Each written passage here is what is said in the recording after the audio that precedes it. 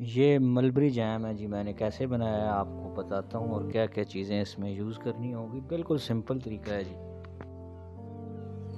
ये जी तूत से आप, ये मैं तोड़ के लाया हूँ और इसमें क्या क्या चीज़ें डालती हैं जी। एक लेमन आपने लेना है और एक पाव जो है वो आपने चीनी लेनी है।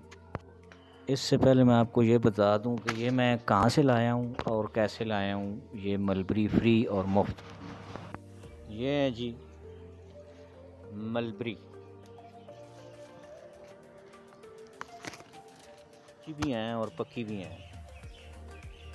बताता हूँ जी ये हम कहाँ से लाए हैं। ये हमारे दोस्त का एक बहुत अच्छा बाग है जी।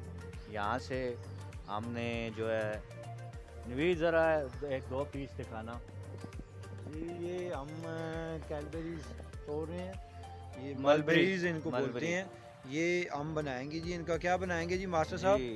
जैम बनाएंगे जी। बड़ा अच्छा हमारे बनेगा जाम। हमारा एक दोस्त है, उसके ये 3-4 पौधे लगे हुए हैं और बड़े खूबसूरत। इधर हम तोड़ने के लिए आए हैं।